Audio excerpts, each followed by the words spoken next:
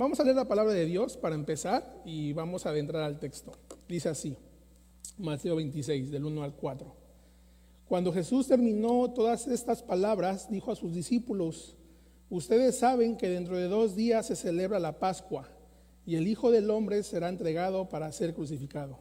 Entonces los principales sacerdotes y los ancianos del pueblo se reunieron en el patio del sumo sacerdote llamado Caifás, y con engaño tramaron entre ellos prender y matar a Jesús. Pero decían: no durante la fiesta, para que no haya un tumulto en el pueblo. La idea principal, hermano, de esa sección se llama así: el Mesías, nuestro soberano Salvador, permanece leal hasta el final, mientras que otros se apartan. Vamos a ver, hermano, que ya mi Señor Jesucristo, acabando de predicar el sermón del Monte de los Olivos, gracias a Dios ya se acabó la literatura apocalíptica. Ahora nos toca ya Mateo. Desde el versículo 26:1 se abre un nuevo sección, que es la pasión de mi Señor Jesucristo. Y es interesante, hermano, que los evangelios, los 4 evangelios, a veces difieren un poco, ¿verdad?, en las historias que hemos estudiado. A veces tenemos que ir a Juan, a veces tenemos que ir a Lucas para encontrar más información. Pero es muy interesante que cuando viene la crucifixión, la muerte y la resurrección, los 4 evangelistas son detallistas. ¡Wow! Entonces, en las próximas semanas, hermano, vamos ya a ir al clímax, ahí donde mi Señor Jesucristo va a morir en la cruz por nuestro pecado. Vamos a adentrar al texto, hermano. Esto me lleva a mi primer punto. El primer punto es: Jesús anuncia su muerte por última vez. Mi Señor Jesucristo, hermano, va a anunciar la última vez que Él va a morir. Note el texto.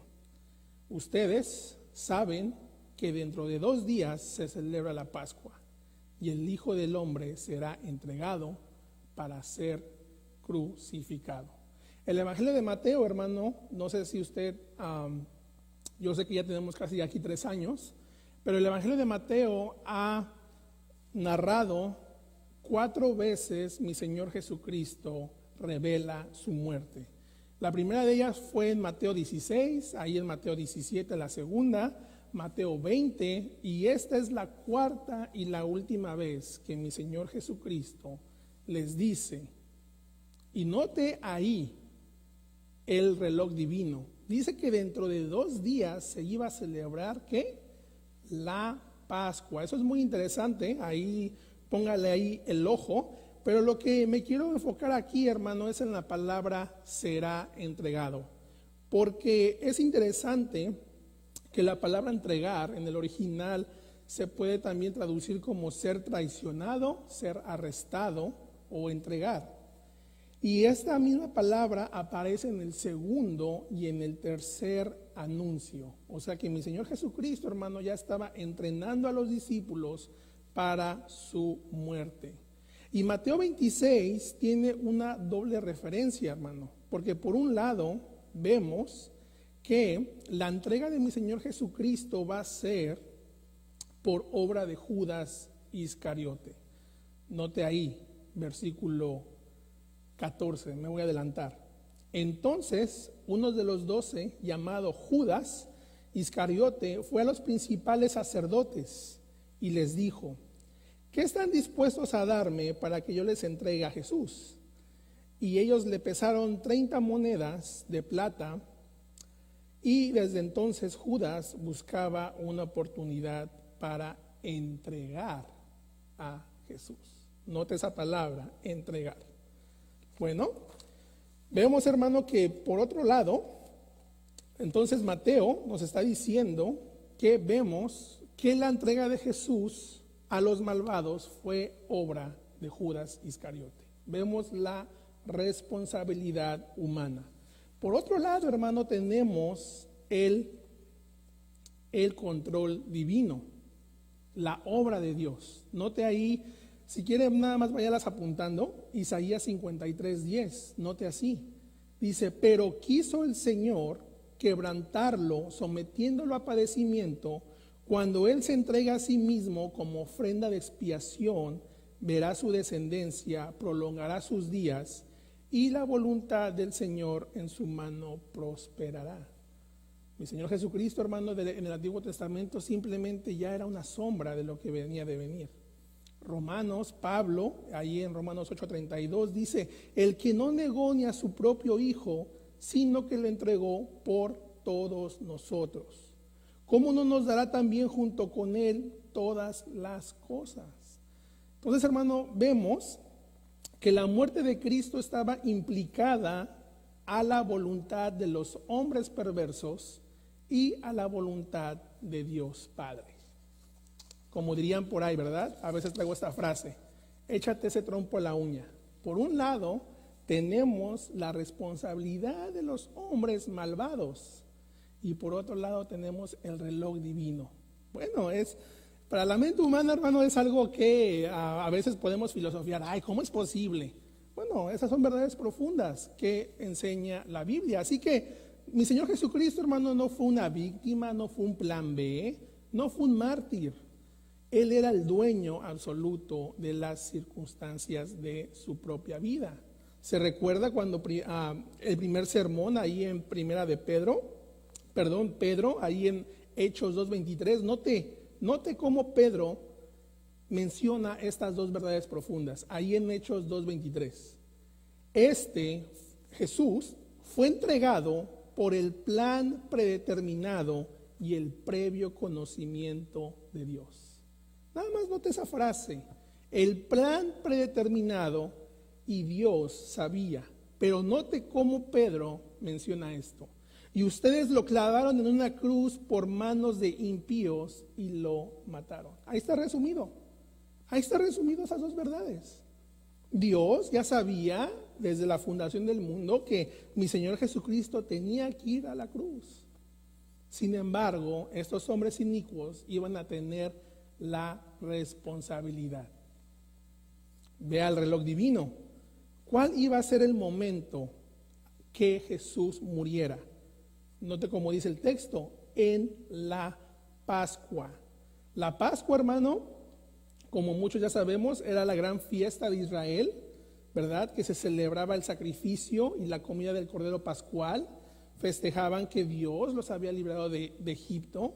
Entonces, todos los sacrificios de los corderitos simplemente iba a ser una sombra de lo que el verdadero Cordero pronto iba a lograr. ¿Y quién es ese Cordero, hermano? Cristo. Note el evangelista Juan 1:29, cuando lo vio, dice: al día siguiente Juan vio a Jesús hacia él y le dijo: ahí está el Cordero de Dios que quita el pecado del mundo. ¡Wow! Cristo, hermano, tenía que ser crucificado porque iba a ser el Cordero de Dios que quita, ¿qué? El pecado. Pablo le dijo eso a los corintios. Primera de Corintios 5:7, note, dice: porque aún Cristo, nuestra Pascua, ha sido sacrificado. Pedro les escribe a los santos esparcidos, ahí en primera de Pedro 1:19, dice: sino con sangre preciosa como de un cordero, sin tacha y sin mancha, la sangre de Cristo. Miren esas verdades profundas, hermano, como los evangelistas, como la Biblia apunta ¿a quién? A Cristo. Aún en Apocalipsis, ahí Juan, cuando tiene la revelación en Patmos, Apocalipsis 5:12 dice que decían a gran voz los ángeles cantando: el Cordero que fue inmolado es digno de recibir el poder, las riquezas, la sabiduría, la fortaleza, el honor, la gloria y la alabanza. Jesús, hermano, es nuestra Pascua. Usted ya no tiene que matar a un corderito, ya no tiene que hacer sacrificios rituales, ya no tiene que vestirse de blanco por 10 días, no tiene que comer kosher. No, hermano, Cristo pagó el pecado por ti y por mí. Él es el sacrificio divino. Amén. Note que los hombres, el Sanedrín, se juntaron ahí con un tal Caifás, ¿verdad? Ellos estaban planeando ya matarlo. Ya vemos que en el Evangelio de Mateo ya lo querían atrapar, pero tenían miedo aún de las multitudes. Note que ahí dice que está el Sanedrín, ¿sí? Está, ¿quién más están ahí? El sumo sacerdote Caifás, los ancianos, y dice que con engaño estaban tramando, ¿sí? Agarrar a Jesús, a prenderlo, pero decían no, durante la fiesta no, porque vaya a haber un tumulto en el pueblo y se nos vaya a armar. Según, hermano, el historiador judío Josefo, dice que este José Caifás se había casado con la hija de Anás, del sacerdote. Entonces, al igual que Herodes, el odio y el temor hacia Jesús no era por teología, sino era político. Tenían miedo de que mi Señor Jesucristo, bueno, ya les estaba exponiendo su hipocresía, ¿verdad? Ya les había ido a limpiar el templo y pues estaban furiosos, ya querían prenderlo. Entonces Caifás, hermano, quería simplemente destruir a Jesús porque temía, Jesús representaba una grande amenaza para su posición y su poder que tenía ahí sobre el pueblo judío. Pero note cómo dice la palabra de Dios. Dice que este Caifás, él supervisaba todas las funciones del templo. Y pues, ¿quién se recuerda cuando Jesús fue a limpiar el templo? Ahí había muchas ganancias, ¿verdad? Había bastante negocios, había bastantes impuestos. Entonces, pues, su lujo, la riqueza, pues ellos querían seguir con eso.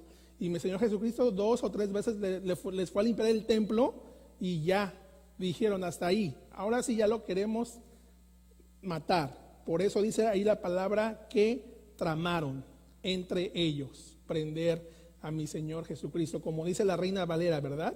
Como dice, aconsejaron, dando consejo ahí. Bueno, planear, ya querían planear esto.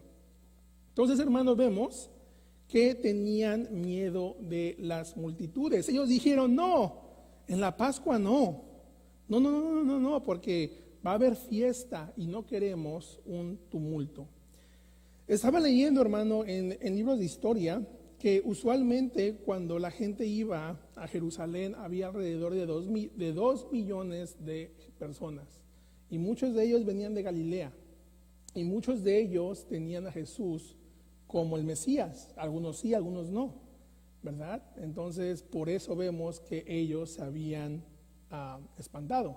2 millones de personas, estaba viendo qué ciudad tiene 2 millones de personas, no encontré una cerquita, pero la ciudad de Los Ángeles, la pura ciudad de Los Ángeles tiene 3.9 millones de personas. Vamos a ponerle la mitad. Imagínense, era bastante gente. Yo creo que por eso estaban espantados. Y ellos dijeron, no, nosotros somos humanos, somos los sacerdotes, no va a ser durante la Pascua. Pero mi Señor Jesucristo dice que dentro de 2 días se celebra la Pascua. Dios, hermano, está en control, no el hombre. Ahí está. Ya había sido determinado por el reloj de Dios. Y así es, ¿verdad? Los hombres planean, los hombres quieren, pero el quien tiene la soberanía, ¿quién es? Dios. Porque el ser humano, hermano, no es omnisciente, ¿verdad? No sabemos el futuro. ¿Quién iba a pensar que íbamos a estar 1 año en Zoom los jueves?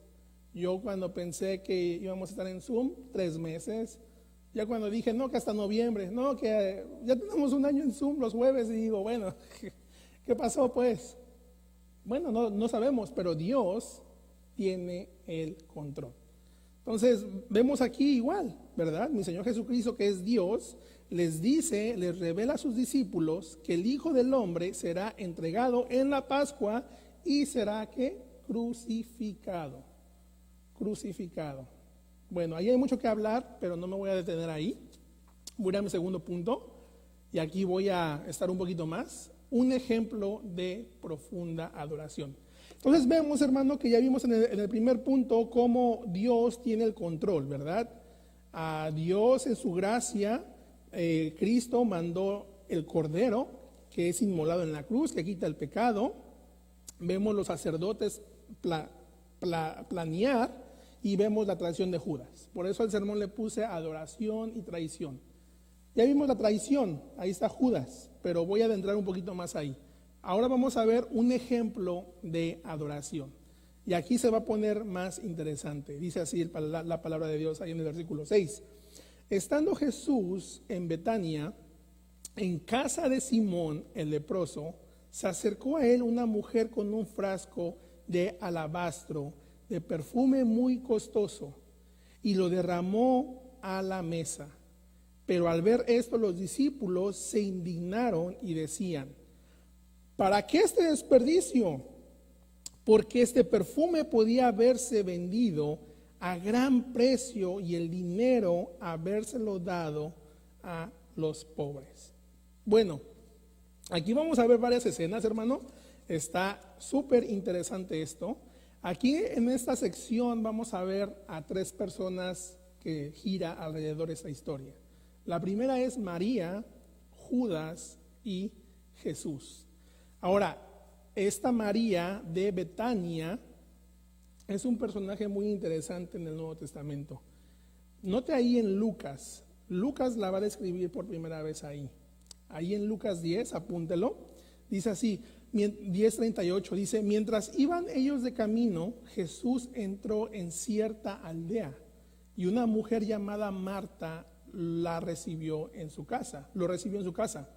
Ella tenía una hermana que se llamaba María, que sentada a los pies del Señor escuchaba su palabra. Bueno, note qué estaba haciendo María, escuchando su palabra. Ahí quiero que le ponga, ahí que lo apunte. María de Betania dice que estaba a los pies de Cristo escuchando su palabra. ¿Cuántos escuchan a Jesús, hermano? ¿Cuántos escuchan la palabra de Dios? Bueno, lo felicito porque hoy aquí está escuchando la palabra de Dios. Amén. Bueno, note, la segunda vez que María aparece a los pies de Jesús es llorando por la muerte de su hermano Lázaro, ahí en Juan 11:32. Dice: al llegar María a donde estaba Jesús, cuando lo vio, se arrojó a sus pies, diciendo: Señor, si hubieras estado aquí, mi hermano no habría muerto. Entonces vemos, hermano, que este relato, los dos relatos que nos regalan los evangelistas, es para mostrarle su amor a Jesucristo, y mi Señor Jesucristo va a ser recompensada. Ahora, algunos de ustedes van a decir: oye, hermano, ¿cómo sabes que es María de Betania? Si aquí Mateo no me está diciendo que es María. Bueno, por eso le digo, ¿verdad?, que algunos evangelistas no ponen la información. Aquí Mateo guarda silencio del nombre de la mujer, pero ahí en Juan 12:3 está el nombre. Juan 12:3. A ver, ¿será cierto o el hermano Christopher nada más nos está conteando? No, vamos ahí. Juan 12:3. Ojalá y no me equivoco, si no, pues aquí tengo algunos hermanos eruditos, aquí me ayudan a salir del apuro. Bueno, note ahí, Juan 12:3. Entonces María, tomando unos 300 gramos de perfume de nardo. Note cómo Juan está diciendo hasta la cantidad y Mateo no nos dice la cantidad. ¿Qué tal? Dice: de nardo puro, que costaba mucho, ungió los pies de Jesús y le secó con los cabellos, y la casa se llenó con la fragancia del perfume. Bueno, aquí Juan es más, ¿cómo se llama? Es más específico. Ahí dice cuánto perfume, dice que hasta la casa se llenó de olor, usó sus cabellos como toalla, etcétera, etcétera. Bueno, regrese a Mateo. Bueno, el nombre de María, hermano, es muy popular en la Biblia. Entonces no se confunda con María, la mamá de Jesús, y no se confunda con María Magdalena. ¿Esa es María de qué? ¿De dónde? De Betania. Eso es. Están poniendo atención. María de Betania. Yo quisiera ser como María de Betania, hermano. Estar siempre a los pies de mi Señor Jesucristo. Amén.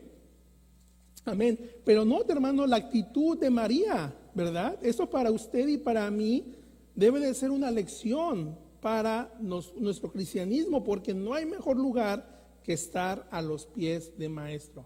Ahora note la acción de María, note ahí en el versículo 7, ¿sí? Dice que se acercó a él una mujer que ya sabemos que es María de Betania, con un frasco de alabastro, de perfume muy costoso, y lo derramó.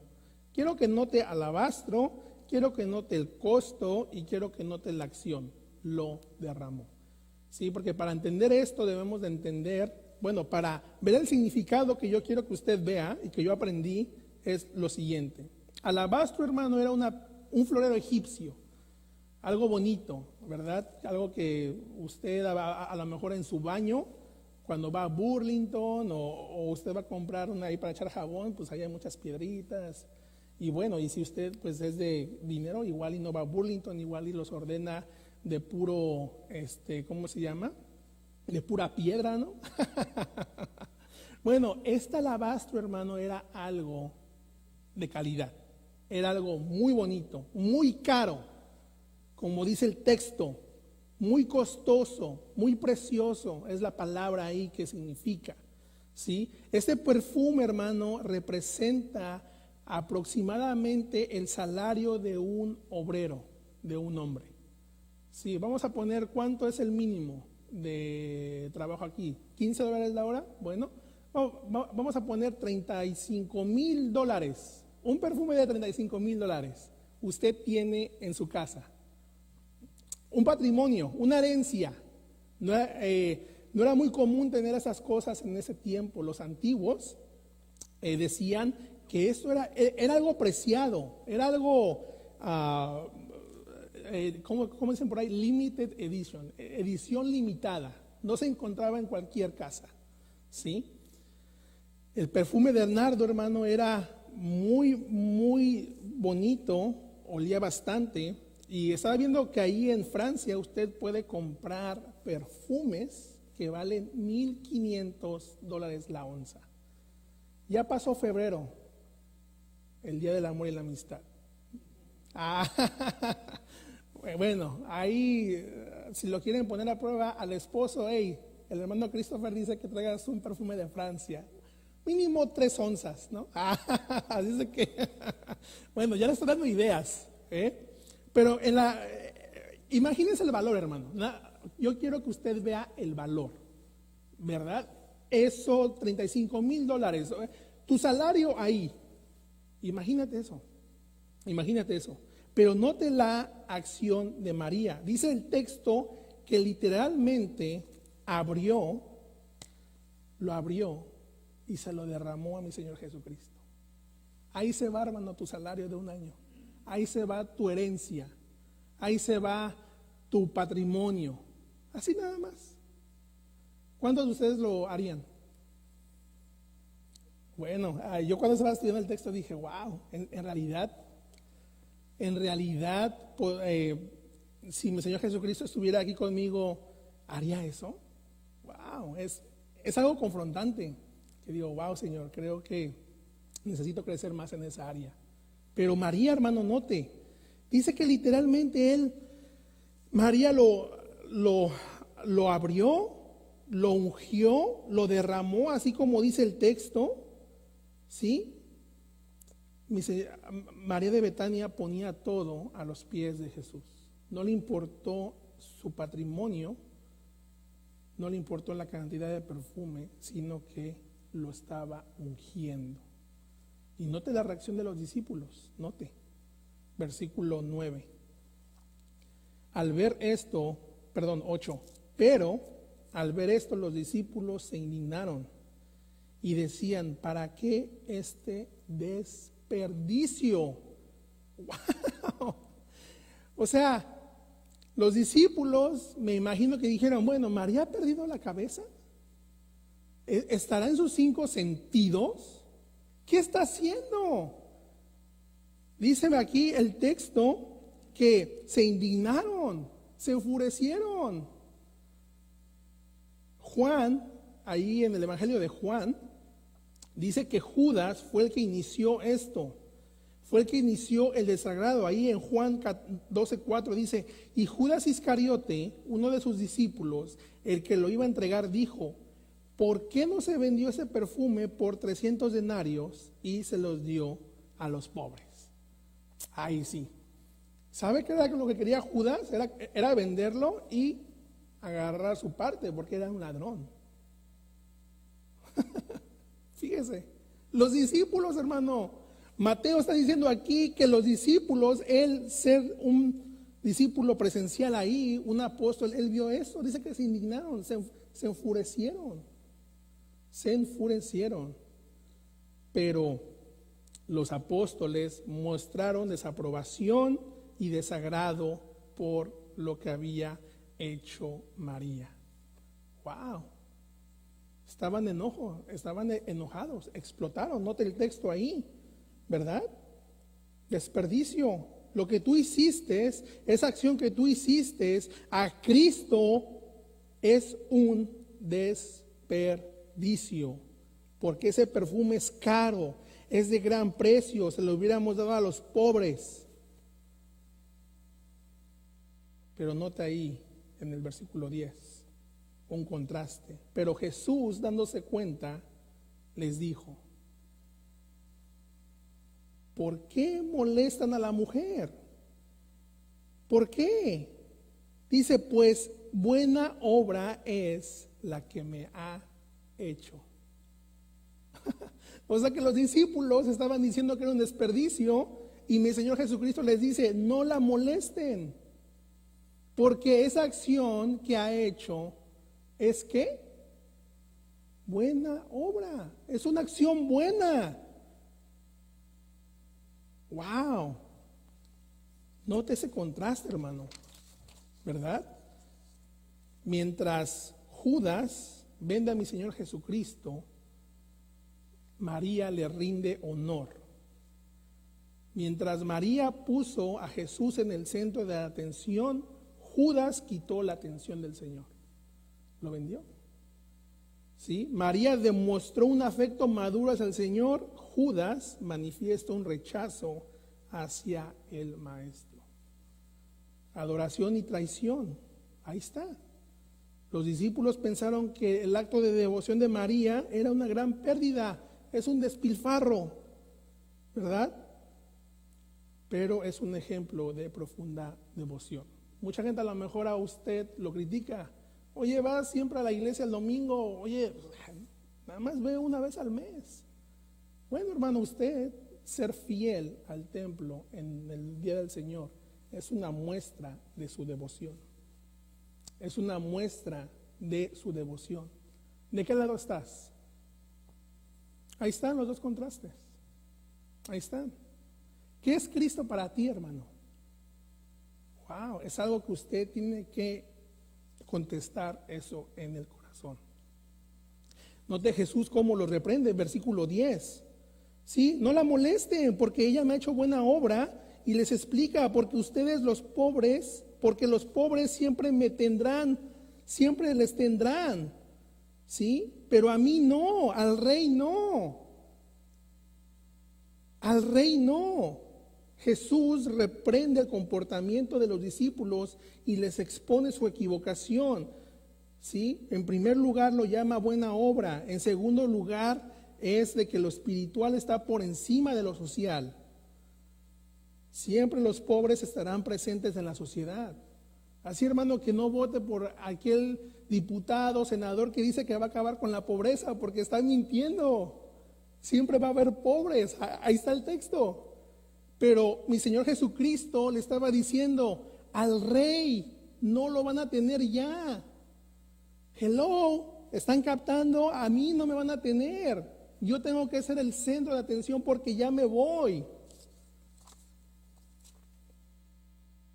Siempre van a tener oportunidad para ayudar a los pobres, pero ustedes no tendrán siempre de prepararme para mi sepultura. Creo que María, hermano, había entendido mejor que los apóstoles que él iba a morir en la cruz, por eso lo unge. ¡Wow!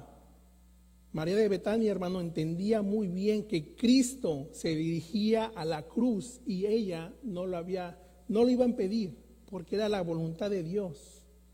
Pero ella podía manifestar su afecto y su devoción hacia Él. Algunos comentaristas dicen que esta actitud fue extravagante. Fue algo extravagante. Una devoción. ¿Cómo es tu devoción, hermanos, hacia Dios, hacia Cristo? Nota ahí el texto. Dice, pues ella al hacer esta acción sobre mi cuerpo, lo ha hecho a fin de ¿qué? De prepararme para la sepultura, porque voy a morir en la cruz. Y dice Cristo en el versículo 13, en verdad les digo, tengan por certeza esto. Esto es verdad, que donde quiera que este evangelio se predique en el mundo entero, se hablará también de lo que ésta ha hecho en memoria de ella. Hermano, ¿de qué estamos hablando ahorita? De María de Betania. Ahí está la profecía cumplida.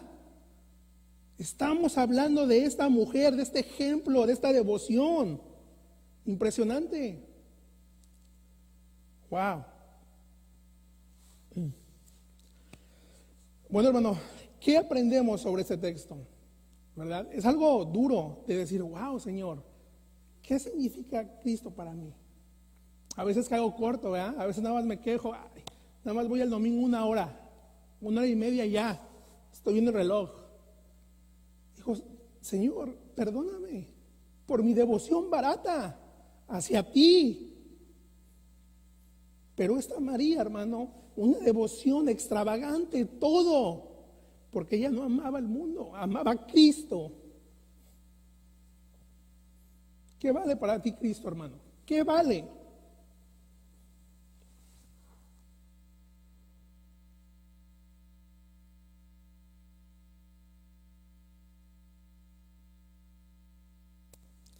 Hermano, algo que podemos aprender es que la acción de María nos debe de servir como un ejemplo y motivándonos a dar siempre lo mejor al Maestro. Cristo dio su vida, su pasión. En segundo lugar, hermano, lo que aprendemos es de que este tipo de devoción es que todo verdadero creyente debería tener por su Señor y Salvador. Señor, perdóname por mi adoración barata. Perdóname, Señor. ¿Cómo está mi devoción el domingo, el día del Señor? ¿Dejo los afanes? ¿Me desconecto? ¿O sigo en el mundo enamorándome? Señor, perdóname. Señor, que seamos adoradores leales sin reservas como María. No se reservó su patrimonio, no se reservó nada. La lealtad, hermano, es cara y valiosa. Mi Señor Dios no escatimó a su propio Hijo, se despojó por ti y por mí. ¿Cuál es nuestra lealtad, hermano? Esperemos que sea cara, que sea valiosa, como esa mujer de Betania. ¿Cuánto de lo que tú tienes es de Cristo? ¿Cuánto de lo que tú tienes, hermano, es de Cristo? ¿Cuándo fue la última vez que dedicaste todas tus energías para servir a Cristo? ¿Cuándo fue, hermano? Wow. A veces nos quejamos, ¿verdad? Ahorita, bueno, sí. Hermano, la tenemos bien facilita.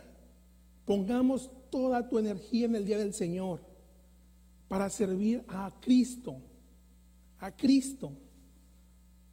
Y lo último, ¿de qué lado estás? Identifícate. Aquellos que servimos a Cristo, Señor, perdóname por a veces adorarte muy bajo, muy baratamente. Pero aquí, hermano, hay un ejemplo de María, de Betania, que escuchaba la palabra, que sabía de quién era Cristo. Y no escatimó su perfume, no escatimó su patrimonio, lo dio todo. Judas, estando cerca del maestro, estando ahí al lado de él, no lo escatimó. Externamente nada más dijo: no, Cristo no me va a ofrecer nada, no va a instalar el reino, mejor lo entrego, quiero dinero, me voy. Traición y adoración. Hermanos, sigamos adorando al Mesías, al Rey, porque estaremos con Él en la eternidad. Amén. Vamos a poner de pie.